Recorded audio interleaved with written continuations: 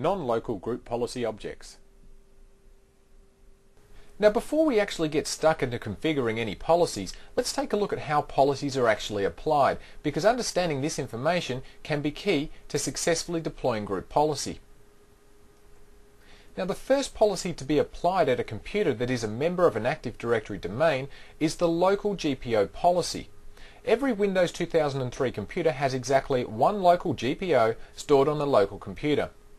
The next policy to be applied are GPOs that have been linked to a site that the computer is a member of.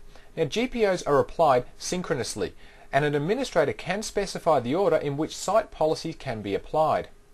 Next, domain policies are applied. Like with site policies, domain policies are applied synchronously, and administrators can also specify the order in which they're applied. Finally, policies specified at the organizational unit or OU are then applied. If there are OUs inside other OUs, then the policy linked to the OU at the top of the hierarchy is applied first, with all child OU policies being applied in order. If multiple GPOs are linked to an OU, then they're also applied synchronously until all policies have been applied. Now this policy processing order from local to OU also means that policies that conflict are overwritten by the next policy in line. So when a site policy is applied, if an identical local policy has already been applied and the site policy has conflicting settings, the site policy will win and override the local policy settings. Similarly, when a domain policy is applied and it has settings that conflict with site policies, the domain policy will be the applied policy. And finally, policies at the OU level will of course override the domain policies. So in other words, if we configured a policy at the domain level that allowed a user to perform a certain function, but our policy at the OU level denied the user the ability to perform the same function, then the user would be denied permission to perform the task as the OU policy would win. Finally, when policies are applied, if a conflict exists between a computer setting and a user configuration setting, then the user configuration setting will win and be applied as user policies are more specific. Okay, so enough talking about it. Let's go and have a look at configuring group policy in an Active Directory domain. So the first thing we need to do is to decide whether the policy we're going to create is going to be linked to a site, a domain, or an OU. If you want to create a policy at the site level, we'll do this from Active Directory Sites and Services. So we'll expand our sites, and we have a site here called US. So we'll right click on the US site, we'll select Properties, and then we'll select the Group Policy tab. Now by default, we don't have any policies defined at the site level. So to create a new policy, we'd simply click on New. Now this creates a new policy in the Group Policy Object Links window, and now we need to supply our policy with a name. So we'll just call this one Site to make it easy to identify. Now I should point out at this stage that when you have a lot of policies defined that configure specific settings, make sure you do name them appropriately to make figuring out what they do a lot easier in the future. Okay, so now we have a policy. Now we have 6 buttons down here to choose from. The New button will allow us to create another policy, and we've just seen that here. The Add button allows us to link this policy to another policy that we may have already created. The Edit button allows us to edit the policy that we've selected in the window up here. The Options button is where we can configure the No Override and Disabled items, which we will see in these columns here, and we'll talk about that in a moment. Delete kind of speaks for itself and lets us delete a policy. And finally we have Properties, which lets us configure some additional settings for this policy. So let's take a look at these now. Okay, what we'll do is we'll click on Add, and we can see here links to other policies that we might have created elsewhere in our organization. Now by default, when we created our site policy a moment ago, it will only apply to the site called US where we created it. But some other administrator in our organization might have created another policy and say linked it to an OU, and we think it's a really great policy. Well, rather than having to recreate all of the work this administrator's done, we could simply click on the policy and then click OK. And now we see his policy is linked to our site. Now we can now highlight the policy that we've just added and click on Delete. Now this gives us 2 options. The first option is to just remove the link. The second option deletes the link and also deletes the physical policy. Now I know if I choose the second option and delete the policy, my good friend and fellow administrator that created it won't be such a good friend anymore, so I'll select the first option and just delete the link. That way, the policy will still be applied at the OU where he created it. So when you really need to delete a GPO, do select the second option, and make sure that's truly what you want to do before clicking OK. So I'll just delete the link and select OK, and the policy disappears from my site. Now let's click on Options, and we have two to choose from. The first option is No Override. Now checking this box specifies that other GPOs that may be applied to our site should not override this policy. Now in English, this means that we want this policy to be enforced no matter what anyone else says. The next option is to disable a policy, so checking this box disables the policy from being applied to our site, but it doesn't delete it. Next, let's go and take a look at the properties of our GPO, and here we have 4 tabs: General, Links, Security, and WMI Filter. On the default tab, the General tab, we can see some information about when our GPO was created, when it was last modified, and the number of revisions we've made to the policy. Now down the bottom here, we also have the option to disable the computer configuration settings or the user configuration settings. So why would I want to do this? Well, if we're configuring a policy where we only want settings that apply to a computer, for example, we can then disable the user configuration settings to improve performance. It makes applying the policy faster because in this example, half of the processing would be skipped completely. So if you're in the habit of splitting policies based on user or computer configurations only, then be sure to use these options because they are your friends. Now on the Links tab, we can click on the Find Now button and it will search Active Directory to see if any sites, domains or OUs are currently linked to this policy and are using it. So before we go ahead and actually delete a policy, it's a good idea to come over to this tab, run a quick check, just in case the administrator around the corner has come in and borrowed our policy. So just to be sure we don't start getting any nasty phone calls. Now on the Security tab, we can set the permissions who can actually apply our policy. Now by default, the Authenticated Users group has both the Read and Apply group policy settings. Now at the very least, if you want a policy to take effect, a user needs to have both Read and Apply group policy permissions. Now if you want the policy to be applied to specific users or groups, a word of warning here, do not set the Authenticated Users group's permission to Deny, because everyone, including an administrator, is an authenticated user. And if you set this to Deny, the result is that nobody will be able to apply this policy. Instead, what you do is clear the Allow Policy checkbox for the Authenticated Users group and then add the required group into the Access Control list by clicking on Add, and then locating the user or group in Active Directory, and then selecting the Read and Apply Group Policy option. Alternatively, you could select all of the groups that this policy won't apply to and then deny these groups access. Remember, deny entries override allow entries. So if a user belongs to 2 groups and one is set to allow and the other is set to deny, then the user will not be able to apply the policy. Now finally we have the WMI Filter tab. Now WMI is a really cool scripting interface that lets you get really specific about which configurations will be applying this policy. So for example, we could write a WMI script that says, if the computer we're running this policy against isn't Windows XP Professional, then we won't apply this policy. Now the default, as you can see, is not to use WMI, but if you want to use WMI, click on this filter here and then the Browse Manage button. Now this brings up a new window where we can manage our WMI filters. Now as you can see, we don't actually have any predefined, but we can certainly fix that. So to add a new WMI filter, we'll click on the Advanced button, which will expand our window to reveal some more options. Now we'll click on New, which allows us to create a new WMI filter in the window below. Now we'll need to give our WMI filter a name. So we'll just call out Windows XP, and we'll also give it a description of computers running Windows XP Professional. Now in the queries field below, this is where we'll actually type our WMI query. So here, I've entered in a query that uses WMI to check a target computer to see if the class of Win32 operating system returns a value of Microsoft Windows XP Professional. If it responds with some other version of Windows is installed, then the policy will not be applied.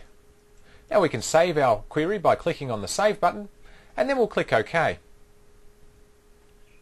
Now we can see that our Windows XP WMI filter is displayed in our filter window and will now be applied to our policy. Now the last button we have here is the Edit button. So we'll click on Edit, and this is the meat and potatoes as far as our group policies go. This opens up the Group Policy Object Editor, and this is where we actually configure the options that our users and computers will get. Okay, firstly at the top here, on the left hand side of our Group Policy Object Editor, we can see the object that we're editing, which is our site policy. Underneath the policy name, we have the computer configuration and user configuration sections we spoke about when we discussed local policies earlier. But just to refresh your mind, the computer configuration contains the settings used to set policies that apply to computers, regardless of which users log onto it, and these policies are applied when the operating system first boots up. And of course, the user configuration contains the settings used to set policies that apply to users, regardless of which computer the user logs onto. And these policies are applied when the user first logs onto the computer. And of course we can also see that again, both contain an identical set of subfolders. Now just to reiterate, software settings is where we manage our applications, Windows settings lets us manage scripts and security settings, and administrative templates contains our registry-based settings. Now there's literally hundreds of policies we can configure using the Group Policy Object Editor, so it's not possible for us to go through them all. We'll skip software settings for now as we have a separate video that discusses software in depth.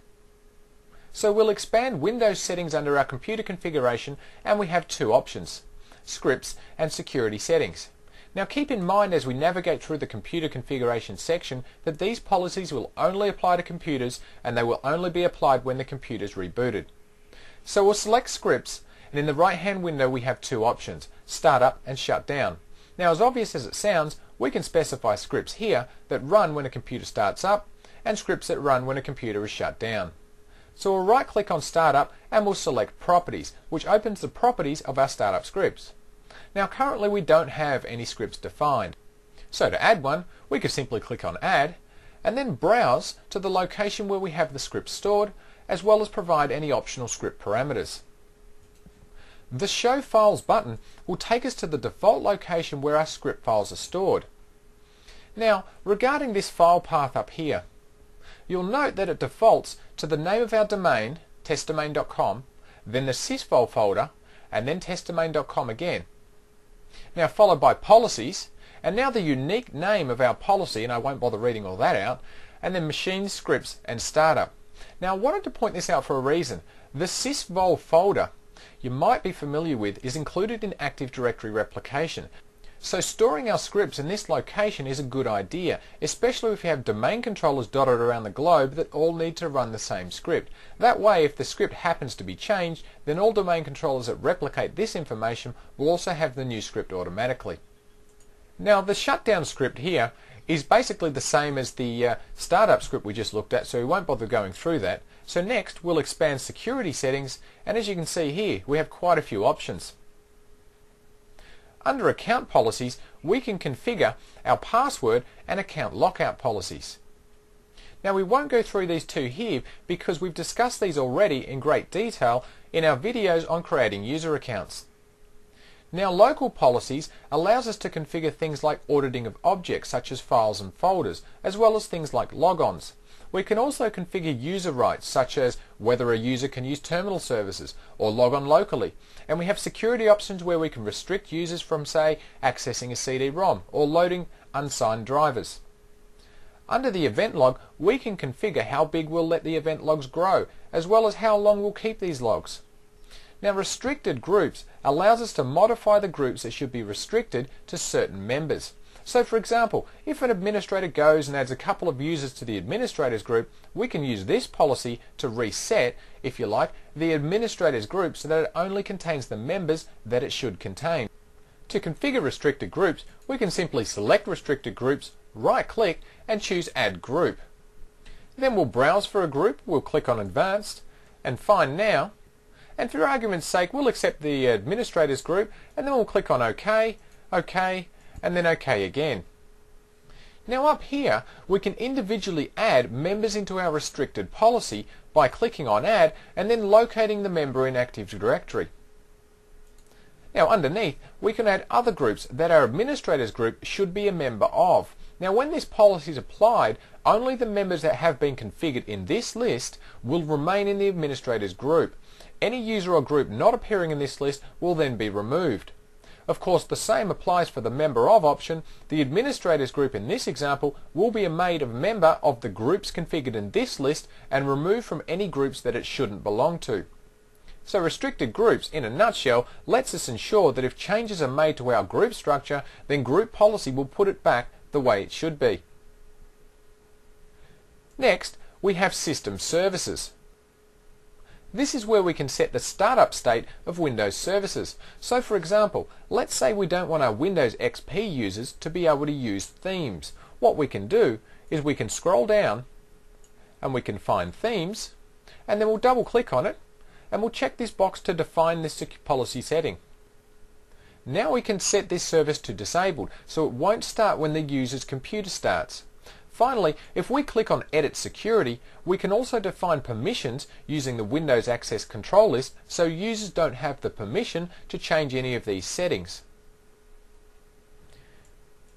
Next we have Registry, and here we can set permissions on registry keys. So if we right click and choose Add Key, we can browse for a specific key that we want to protect. When we've located the key, we simply highlight it and click OK. And then at this point, we can again use the Windows Access Control List to control whether users have permissions to modify any of our registry settings. Next, we have the file system. Here we can set which permissions users can have on specified files and folders. So to add a file or folder, we'll right click and select Add File. Now we can browse for our file or folder. We'll just select the Windows directory for the sake of the example here, and we'll choose OK. And we're again presented with a Windows Access Control List so we can specify which users have permissions to access this directory or file. Now next, we have wireless network policies. Now here we can set up policies that define preferred networks and security options, such as whether we require a smart card for logon or web encryption. Now this policy is discussed in our wireless security video, so we'll skip the details on this one.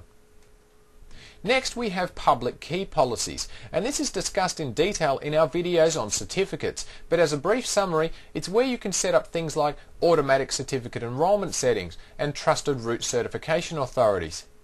Then comes software restriction policies. Now this is where we can restrict a user's ability to run certain applications or scripts.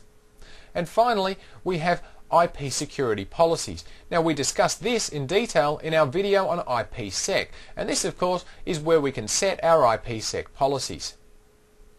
Now under administrative templates, if we expand the subfolders, we can see we literally have heaps of options here, so I won't go through all of these. I'll leave it up to you to spend some time looking through all of them, but we will go and touch on a few during the course of this video. Now under the user configuration, we have many of the same subfolders we saw in the computer configuration, but of course these relate to users, not computers. For example, under Windows settings, we can define log on and log off scripts instead of the startup and shutdown scripts we looked at under the computer configuration. Things that are specific to users are things like folder redirection, where we can take some common file paths such as the user's My Documents folder or the desktop and start menus and redirect them to be stored on a file server rather than the local machine. We can also set Internet Explorer options, such as pre-populating Internet Explorer with a list of favorites, or setting a default homepage, predefining users' proxy settings, setting security options, and setting which applications which are defaults for things like email and newsgroups. Under Administrative Templates, we can set pre-configured options for the built-in Windows components. For example, let's say we're running a Windows software update server and we want to prevent a user from using Windows Update to update their own computer with patches that an administrator has not approved. Well, we can select Windows Update and then come over here and configure the policy to remove access to all of the Windows Update features. Now this will prevent users from updating their own computers. Now of course down here below you can see a whole bunch more folders that relate to things like the desktop and the control panel and so on. Alright, well what we'll do is we'll close this down for now, and this time we'll go to Active Directory Users and Computers and we'll configure a policy there. Now I'll expand my domain and I'll select the Users OU. Now in our Users OU we have a user called Bob who's been created, and I'm going to get Bob to log onto a PC called XP Client.